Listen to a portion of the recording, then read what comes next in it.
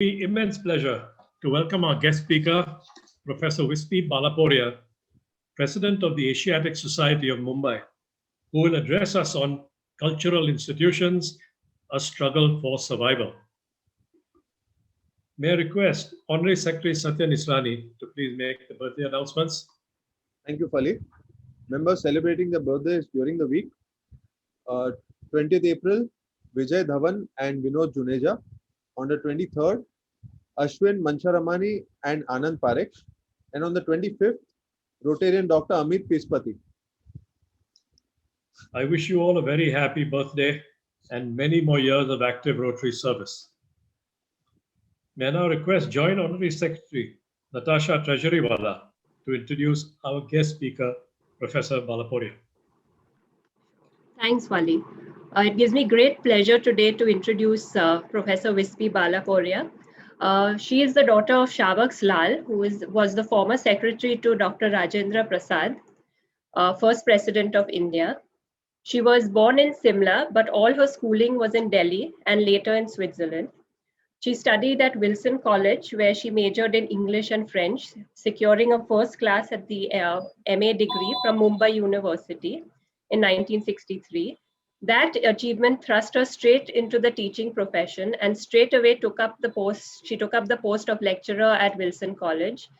Next, she joined Jai Hind College to teach French and English. And that was a turning point in her teaching career, as Jai Hind gave her several growth opportunities, both within the college and at the university, where she taught postgraduate classes and was elected to several university bodies, prominent among them being the Senate, the Academic Council, the Management Council, and for a 5-year term, the Dean of the Faculty of Arts. She retired from Jai Hind as vice principal and head of the department, but still continues teaching as visiting faculty. On retirement, she enrolled as a member of the Asiatic Society of Mumbai and involved herself sufficiently in its activities to be elected to the managing committee, then as vice president, and then for 6 years as its honorary secretary, and finally in 2019 as its 50th president. And she was the first woman to be elected to this post in the 216 years of the society. So over to you, Vispi. Thank you very much. Natasha, thank you very much. And we've had a good relationship with all the interests that you and your colleagues have shown in the Asiatic Society. So I am really happy that to hear you introduce me to today's gathering. Mr. Framroz Mehta, President, Mr. Farhat Jamal, Chairman of the Program Committee, ladies and gentlemen. I am well aware of the singular honor in being invited to be the guest speaker at today's virtual meeting. I would have been much happier had this been a face-to-face meeting, because to me, somehow, it seems so much more real, and I feel it establishes an immediate connection. Alas, in the topsy-turvy world in which we find ourselves today, this is the best we can achieve. And let us be grateful that technology has made such sessions possible. I have also learned that your club is the largest in India and the second largest in Asia, which makes me doubly conscious of my responsibility as I stand before you this afternoon and see before me representatives drawn from diverse backgrounds, holding responsible positions within your individual domain. It will therefore be all the more interesting to see your reactions to today's topic, cultural institutions, a struggle for survival. To examine the role that such institutions play in today's environment, I would begin by attempting to define culture. If you search the web, you will come across any number of definitions. I have chosen the following because it encompasses a wide enough range. Let me read it to you. Culture is the characteristics and knowledge of a particular group of people encompassing language, religion, cuisine, social habits, music, and arts.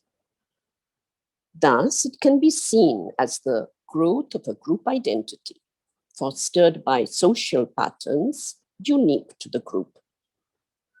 It also encompasses concerns that arise from what is regarded as excellent in arts, letters, manners, scholarly pursuits, all of which contribute to the best in the arts and the development or improvement of the mind by education or by training.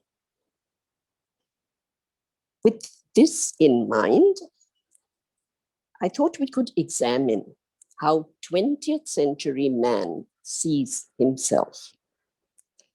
Looking at all his discoveries and achievements, he is filled with a sense of pride at having improved the world, enabling human beings to live in comfort and luxury with advances in medicine, science, technology, industry. Without denigrating any of these achievements, we would also, I believe, have to be honest enough to see the terrible disasters that have occurred, the suffering it has brought in millions, to millions, and that we are unfortunately continuing to see today. So, in my opinion, modern man must shed some of his hubris and turn towards the past to recognize what we have inherited. I believe in the adage that man does not live by bread alone. And even when life is difficult, some inner spark ignites the spirit. I have chosen just one example to illustrate what I've been saying. And I will need to take you back some 22,000 years to Paleolithic man and the cave art of Altamira. One would think that these people would have only been concerned with their physical needs of survival. But even so, some artists had found self-expression in the beautiful paintings on the walls of their caves. This, I believe, is the earliest known example of human art, which mainly depicts animals, those the animals that they were familiar with, a horse, the buffalo, deer.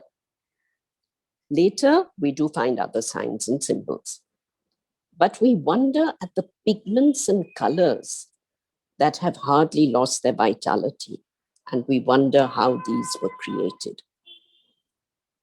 Such art, I believe, also demonstrates how ideas develop, gradually leading to the establishment of cultures. And if we search, we can find historical nexus. In making such discoveries, dare I suggest that we might discover ourselves. However miserable their circumstances, human beings do respond to art and music. It lightens their burden. It lifts their spirits. On beholding a Grecian urn, didn't the poet Keats say, "A thing of beauty is a joy forever"? And his message was, beauty is truth, and truth is beauty. That is all ye know and all ye need to know. So, to bolster my argument, let me take the Asiatic Society of Mumbai as an illustrative example and invite you to take a tour with me, albeit a virtual tour on the Zoom platform. Initially, I had intended to show you some videos, but time limitations have prevented me from doing so. Let my words then conjure up the images in your mind's eye.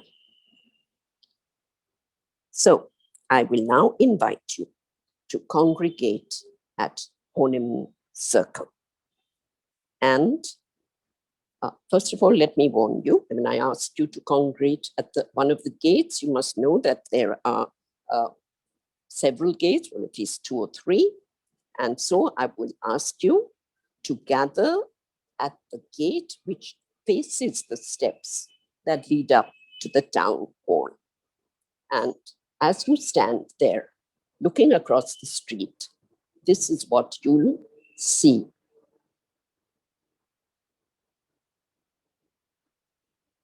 And I hope you will be impressed at this striking building with its Greco-Doric columns and with those famous 30 steps that lead up to it. These steps, I think, have become so famous because they're often chosen for film shoots and in advertisements as well. But besides that, these steps are also popular as a meeting place for the youth. If you pass by late in the evening, you'll find several young people seated on these steps. And they may have met just to pass a few pleasant moments, but these steps also provide a well-lit spot for the earnest student or reader.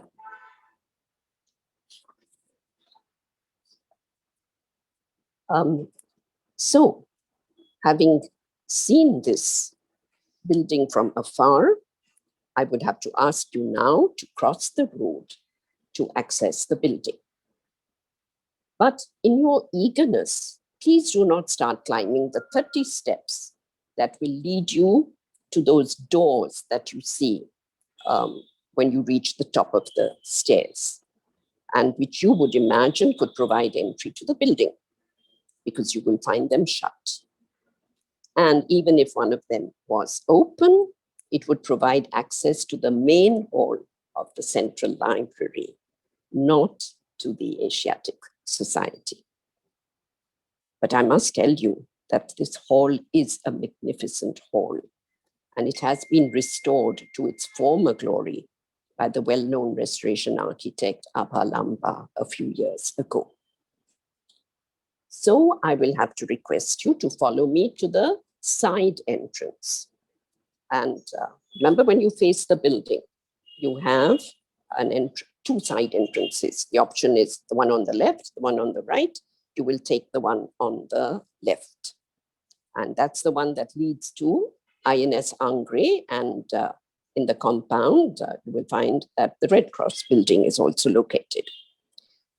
So as you walk to this entrance, which is the entrance we all use when we want to access the Asiatic, you will enter and pause in awe and admiration at the impressive statue of the notable philanthropist, Jagannath Shankar-Shet, recognized as one of the community leaders in the city of Bombay in his time. Having stopped and admired Jagannath Shankar-Shet's statue, you will start climbing. And we have these two beautiful curving staircases. You're free to take either of the two. There is no up, down, there is no restriction. Choose the one you want, and you will enter. As you climb up, you will reach the vestibule of the society. And there you will have to pause once again, because you will see many more magnificent statues of varying shapes and sizes. Some are full length, some are seated in imposing grandeur. Others are smaller busts. Permit me for a minute to digress, because I'd like to say just a little more about these statues. Again, statues that date back to definitely more than 100 years. We have different dates for each statue. I will not go into those details. But at one point, some months ago, the present Sir Jamshedji Jijibhai showed interest in offering to have the statue of his ancestor, the first Sir Jamshedji Jijibhai, attended to, because there were signs of it needing some attention. And actually, one little section, a small one, had actually come apart.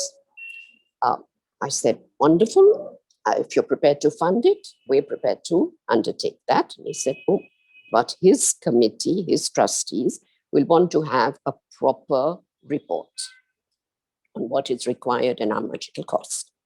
So no ad hoc sum. And I have to tell you that we've been extremely lucky, because I wrote off immediately to Dr. Sabyasachi Mukherjee, the man everyone knows who runs the museum so beautifully, and with a request to suggest who could do it. And he immediately, I must say, within a day, I got the response that he would assign this to the chief conservator, Mr. Anupam Sa. And I don't think we could have ever got anyone more knowledgeable. And there they were. He came with his team. They've done a thorough inspection of every statue. They've given us a superb survey and the requirement for each statue. And that's how we're going to set about getting that done. And of course, it's going to cost something, obviously, with GST added on. And again, we're fortunate enough with the interest Sir Jamshedji has shown, not just in his ancestor statue, but in a few others, and other people who have come forward, we have practically managed to put the sum together. And I think the only thing that's holding us back is, A, of course, Anupam Sa and his team's time, because they're very, very busy all the time, but also this present situation where we find ourselves in some sort of a lockdown situation. So that's something that we're happy about. The few things that give us something to rejoice, I'm afraid, because you remember, I'm talking about our struggle to survive. So let me quickly take you through the central hall of the library, which will lead you to the office of the Asiatic Society. Now, why is it so important? Well, one, I sit there. That's an aside. It's because I want to tell you how tastefully this office has been renovated, keeping the old world appearance intact, yet answering to present day needs. And how have we been lucky to get that done?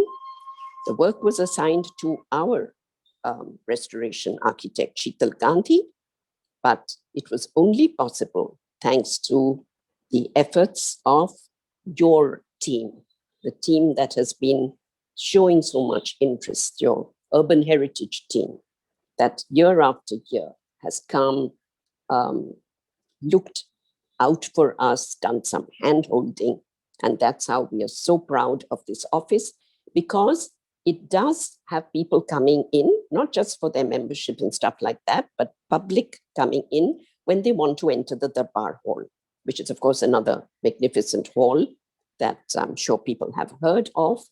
And the access to the Darbar Hall is through this office. So they begin to be impressed the moment they enter the office.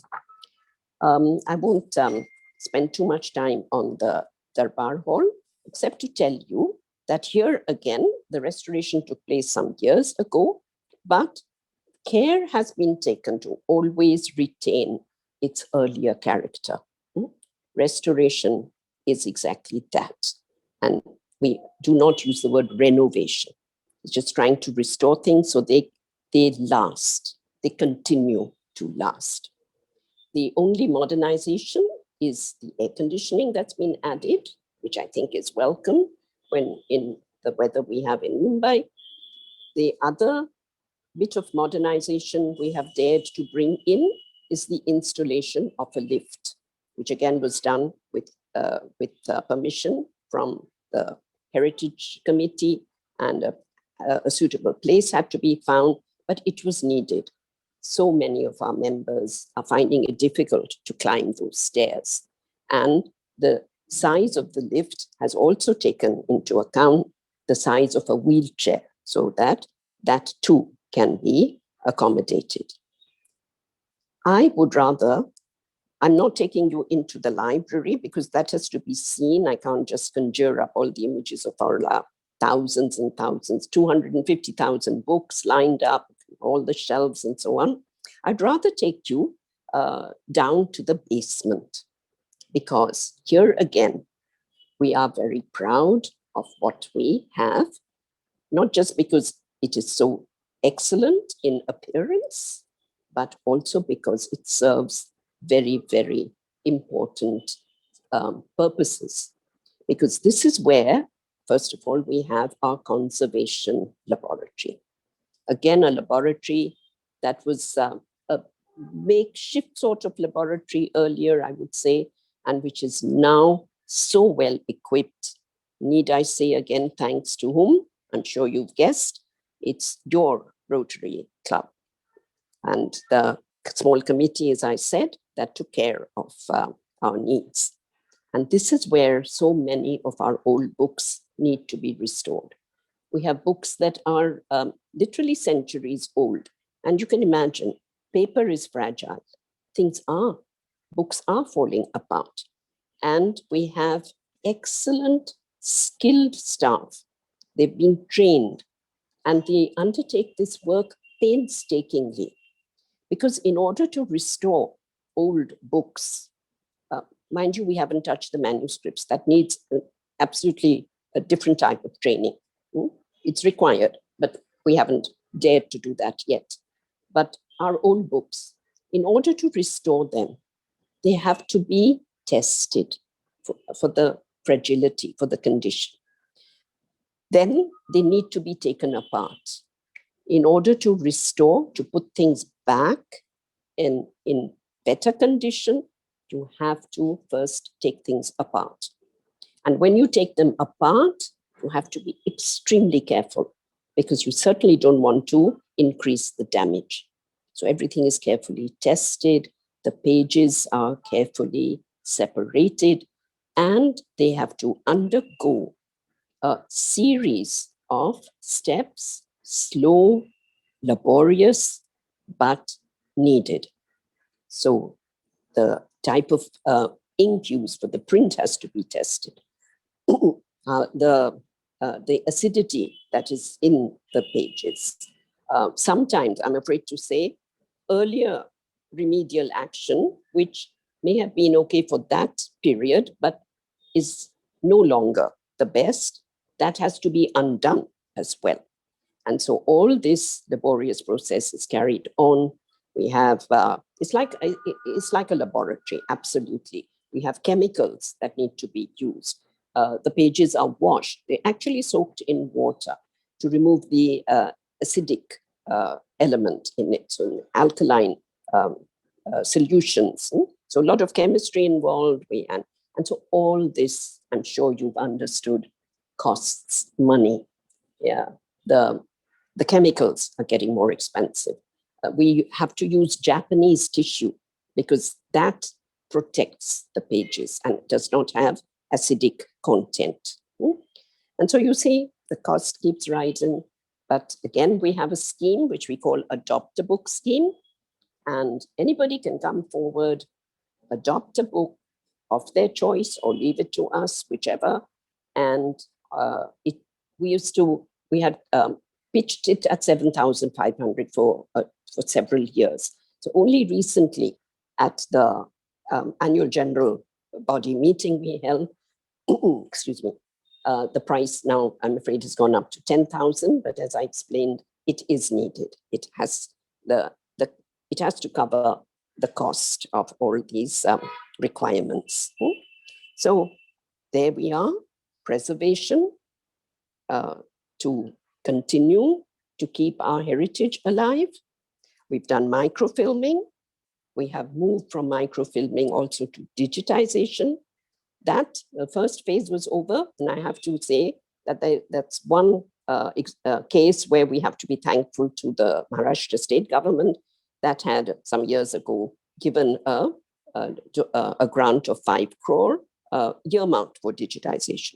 It's all gone, it's spent, much has been done, but it has enabled us to set up a web portal called Granth Sanjeevani, where anyone can become a member. You don't have to be necessarily a member of the Asiatic. If you are, you get some concession in that enrollment. We've had foreign universities coming in as institutional members, and it is helping us to disseminate the information that we have gathered over all these years. So many of these books have all been donations of the earlier Britishers who had actually begun this enterprise, as you may be aware, in 1804, 217 years ago now. It was Sir James Mackintosh who got together 7 like-minded gentlemen, and they met, they discussed what their aims and objectives were. It was on the 26th of November, 1804, that they decided to set up what they called the Literary Society, with the objective of preservation and dissemination of knowledge. I don't know how they collected their funds at that time, but I do know that that remains our objective, the preservation and dissemination of knowledge. And we can only do that and carry on with all that we have inherited if we can survive. And I'm afraid there's only one way that can enable us to survive, and it is if we can get more grants from the government, if we can have people coming forward. Unfortunately, this terrible virus has also created problems for us in that sense, that people don't seem to be willing to give for something like culture. There are so many other people I know who need help, people who are suffering. I'm not blind to that.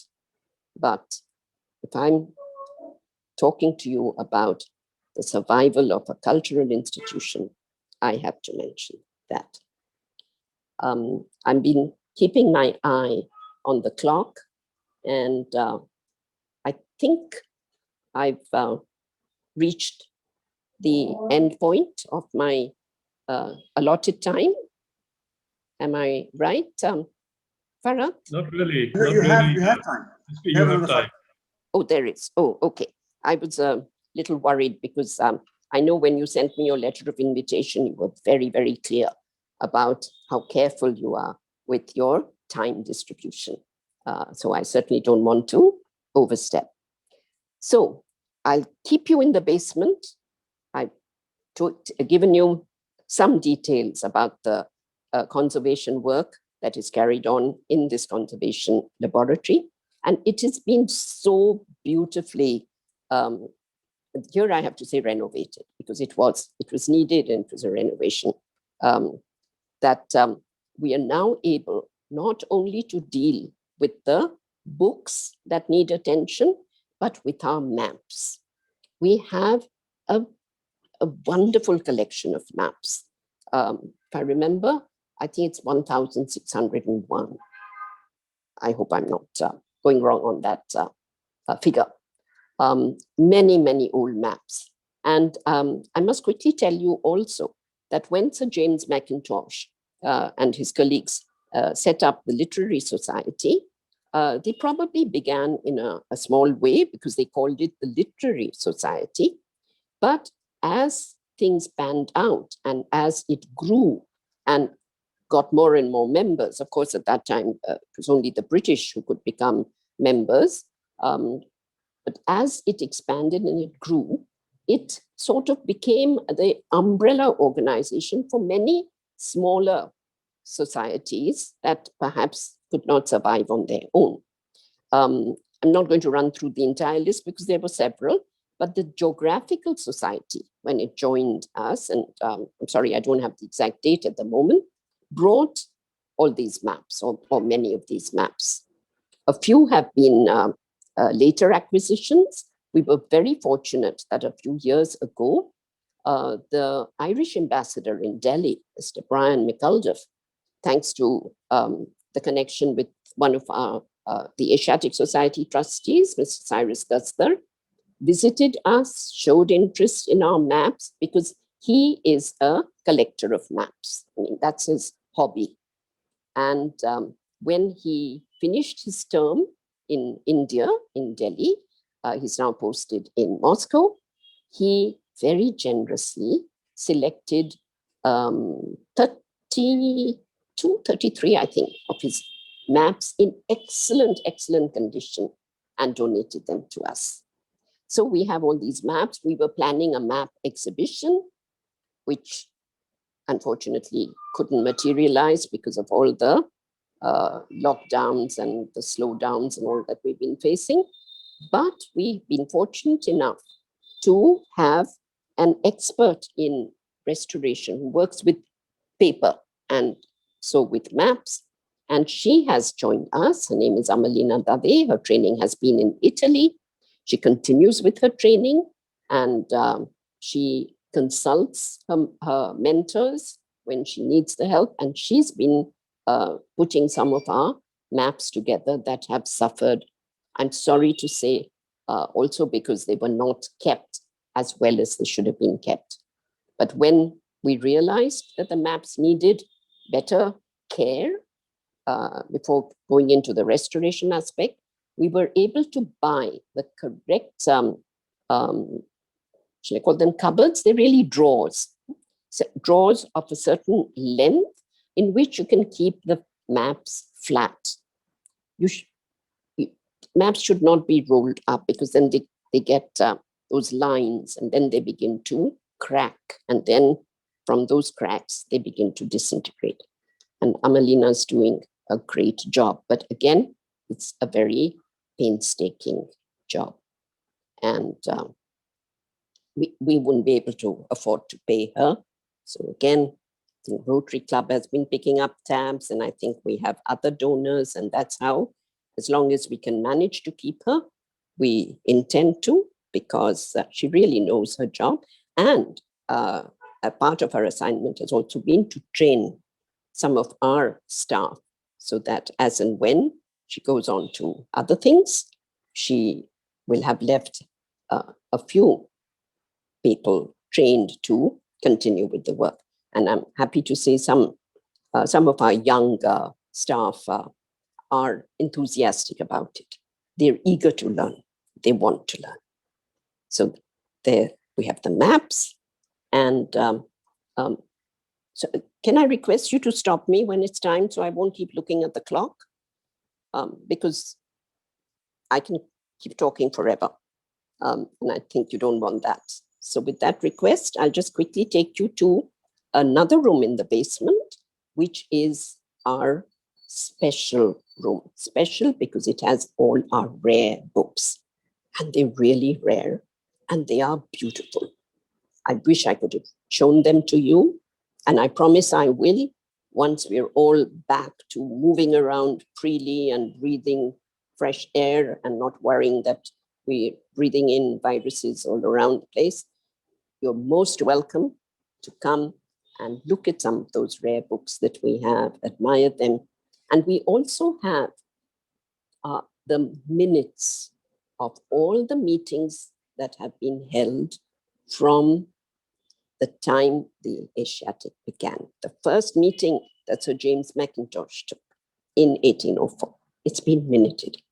And you should see how beautifully the minutes are written. Now, of course, everything is on the computer.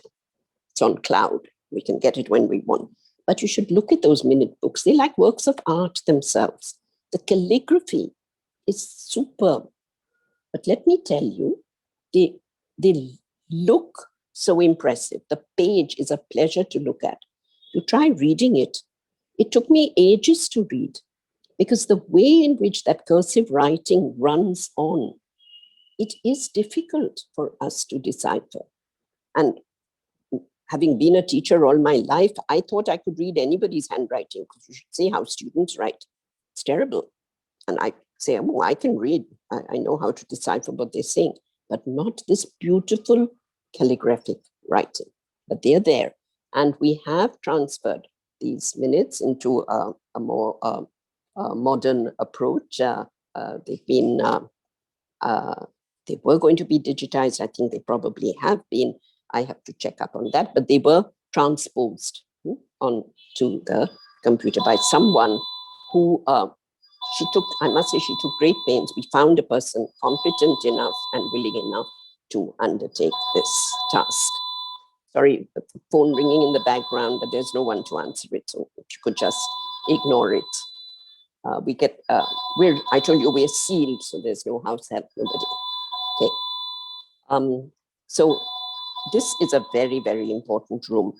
Of course, we cannot have air conditioning all the time. That is our other problem of having the right temperature maintained so that the books, especially the rare ones, suffer less damage.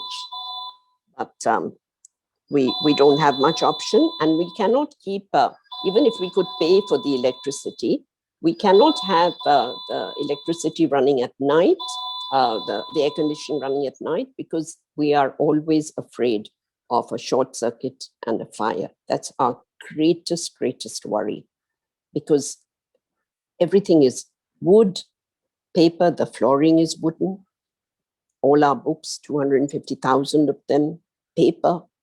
It could all go up literally in smoke if there's a fire. Of course, we have installed, and you cannot just spray water over everything, because that would further damage the paper. So we have these appropriate sprayers, these piped set up. So we've done what we can, but as I said, we don't have ideal conditions to maintain these beautiful possessions of ours.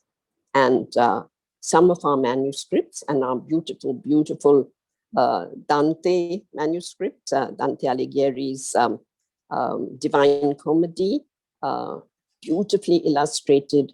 I'm afraid it has to be locked up in a vault in the State Bank, SBI.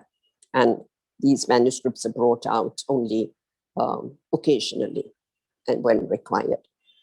There's also the Shahnama, Firdausi's, and our trained staff, Mr. Victor, has now warned me, please do not bring the Shahnama out because we cannot handle it anymore.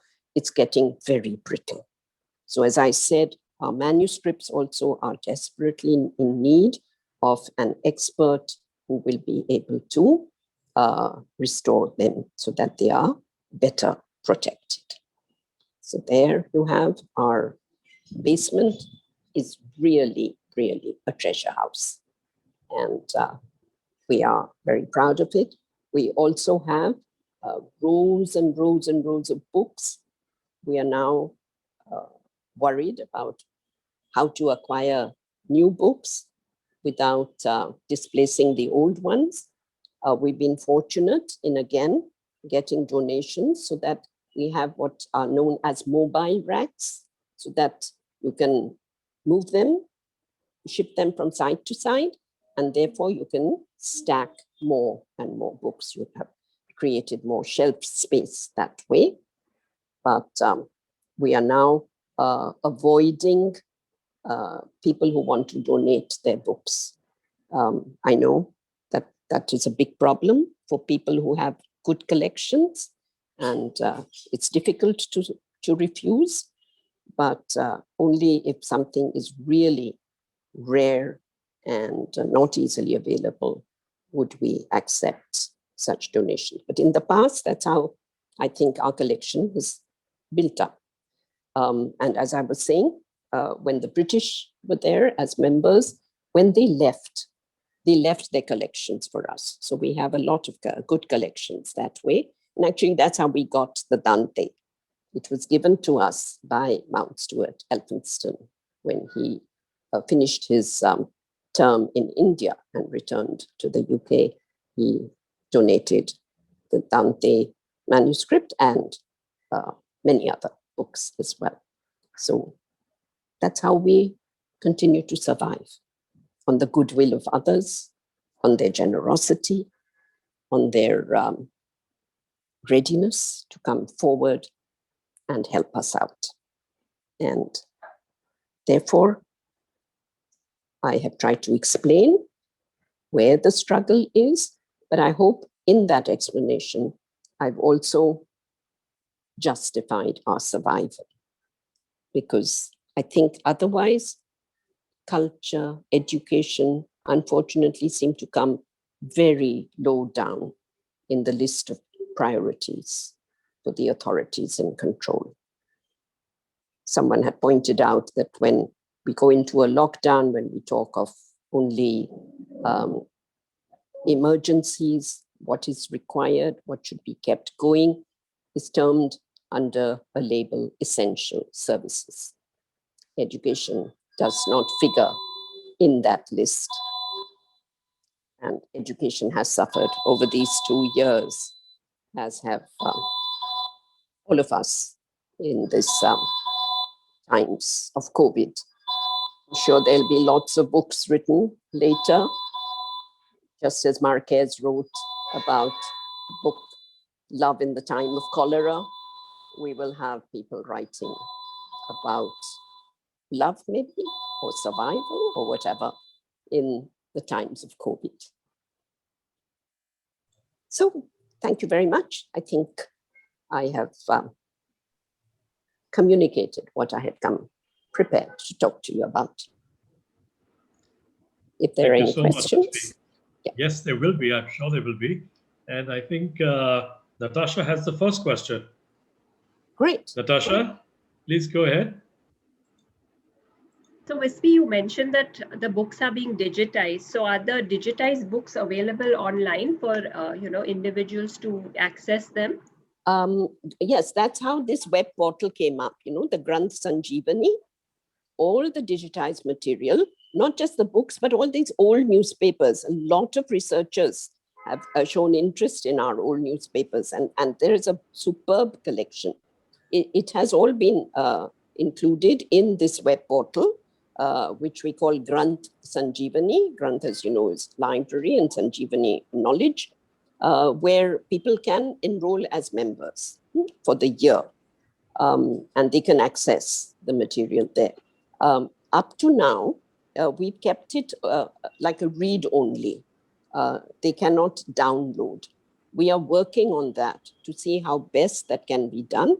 And I may also add, Natasha, that what we have digitized so far is material that does not come under copyright, because we were told that when you digitize, you're making a copy of the work.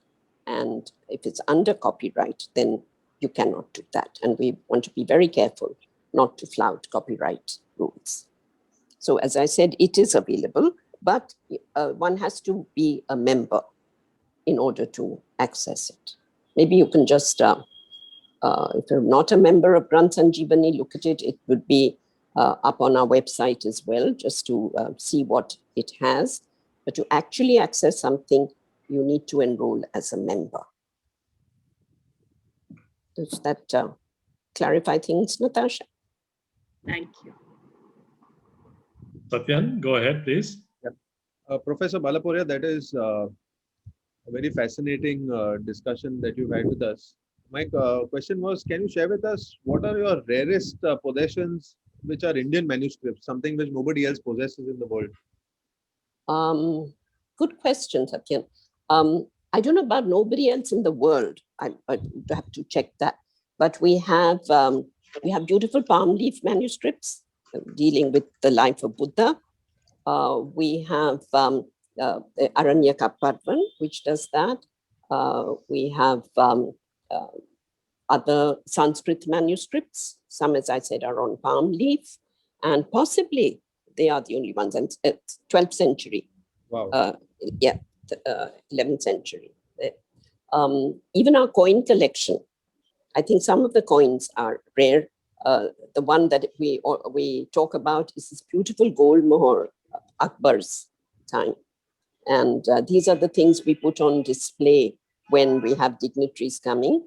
I must say one of the most knowledgeable and interested dignitary was our former Vice President. When he visited us, Muhammad Ansari, he showed so much understanding and he understood the value of what we had. And I remember him, I have this image in my mind's eye of him picking up the gold, the Akbar coin and reading, the Urdu inscription on it. He was fascinated by it. And he went back to Delhi and he initiated that a review committee be set up to see, examine what we were and what our needs were.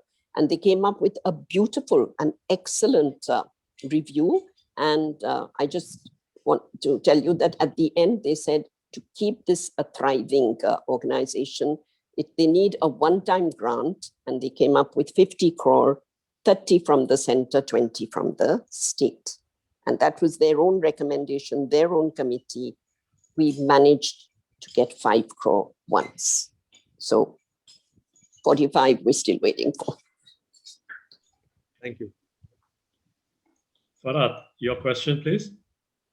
Vispi, my question is, what are the key challenges that you're facing today when you talk about, it's about raising funds for this very, very noble cause, very good cause, valuable cause. What kind of challenges are you facing from say, lack of support from corporates or from, private trusts or government for that matter? Mm-hmm. A museum of a library, library is a very different kind of museum, actually.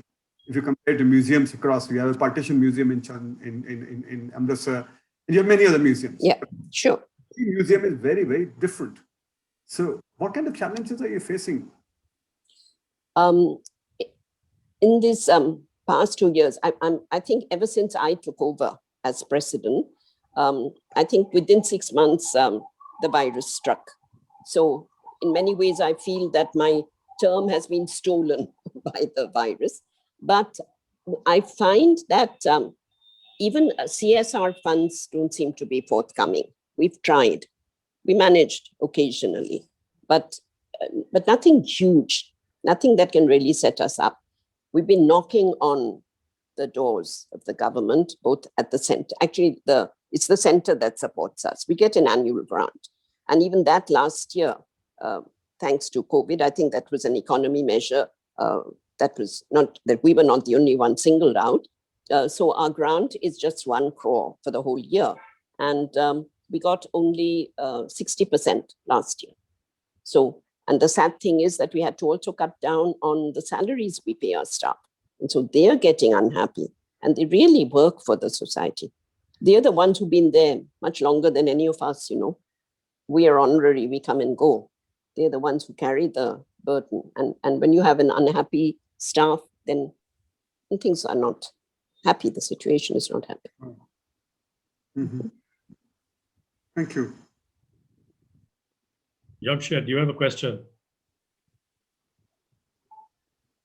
I just wanted to express my happiness on the fact that I was part of the Urban Heritage Committee, which was spearheaded by Aditya Somani, and had the pleasure of working on the laboratory as the architect with Sheetal, as well as the office.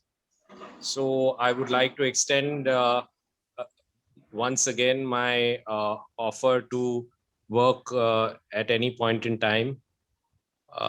Besides that, I also wanted to ask a question, which is what, in your belief, should the students or what should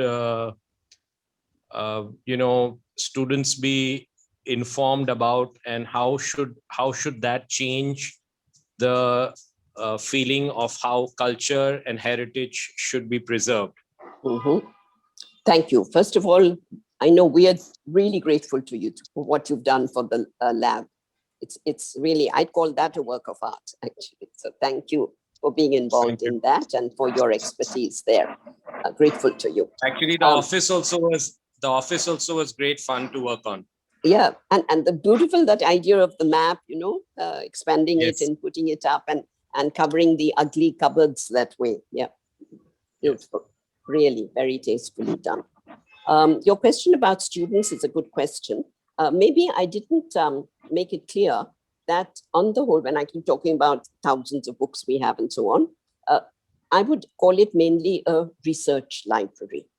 So mind you, we've had school children, school teachers showing interest and bringing their little ones, like 8-year-old, 10-year-old. And you should see the interest they show, the questions they ask sometimes are better than what adults ask. But I'm afraid what we have in the library is not meant for school children. But we do have student membership, and particularly those who are, some maybe undergrads, but mainly I would say postgraduate students do enroll, and they do their whatever little research work they have, their mini research. We also give some sort of scholarships for small research. So those areas are taken care of. And lately, we have also done collaborated in bringing courses to college students. We have many subcommittees. One is the Mumbai Research Center that's been giving us a lot of programs during these days when when everything is online, and they've been very informative. When we could go to colleges, they had organized some sessions with college students, which had worked out very well. So that is a way of reaching out. I think you made a very valid point, but I'm afraid Yes. it will have to wait. Yeah. On a more macro picture, should the curriculums, the school curriculums, or the sensitivity to this be changed or revised in some way, so that there is a larger awareness, Mhm. not only for Asiatic, but more so for the entire fabric of culture and urban heritage and Yeah, absolutely. Yes. Yeah, absolutely. But I'm sorry to say, I don't see the ones who design school curricula particularly being very forthcoming in that respect. And let's set the better for what is being done to history books in our attempts to change history. So I think I better not go into that, because then I'd have a lot to say. But you're right. If we could bring that in and make students more aware, it would certainly widen their understanding of this. Thank you. Well, we have time for one more question. I think, Purvi, would you go ahead and ask your question, please? My question was, the Central Library stairs have been used for multiple times for shooting for commercial purpose. Yes. So isn't it possible to raise funds through giving out certain portions for shooting and all that? Of the Asiatic? Yeah. Okay. See, as far as the building is concerned, remember, it's the town hall still. That's how it's known. And it does not, we don't own the building. We're actually tenants, because when the building was constructed, and that was later, the society is founded in 1804, but the building came up in 1832. So James Mackintosh's first meeting was in Parel, I think, near the, not Raj Bhavan, the government house, whatever it was called, was located there. So whatever revenue comes when they have these film shootings goes to the collector. The building comes under the jurisdiction of the collector of Mumbai. Now, within the, we can have something happening in the Darbar Hall, where if we can charge something for that to cover the period that Darbar Hall is being put to use, that would be within our jurisdiction. And once or twice we have permitted a shoot where they wanted a library background. And I also remember a time when there was a play being performed, and it was about a bookshop. And they had come and taken photos of our shelves and stuff and blown them up, and that had been the backdrop for the play. But I don't know whether it can provide a source of income. Because we have to be careful also. You know, when they bring in those the strong lights, you know, which you need for a shoot, there could be a danger of the place heating up too much. So we have to guard against that also. So somehow the managing committee has not been very enthusiastic about permitting these. Occasionally we do get requests, but we haven't really gone into that. Maybe we need to look at it more closely to see if we could generate funds that way. It is an idea. Thank you. Yes, thank you. Thank you, Vispi. That was extremely interesting. And we as Rotary are sensitive to the challenges that you face. And I'm sure we will continue to support the Asiatic as best we can. That we are certainly looking forward to. Thank you so much. Pleasure. May I now request Honorary Secretary Satyan to please propose a vote of thanks. With pleasure, Fali. Professor Balaporia, that was indeed a fascinating session. Through your words alone, you transported us into the enchanted world of the Asiatic Society. We thank you for this virtual experience. And as a token of appreciation for spending this afternoon with us, we will be lighting up a rural household using solar power. And we'll also share the certificate with you shortly once it is done.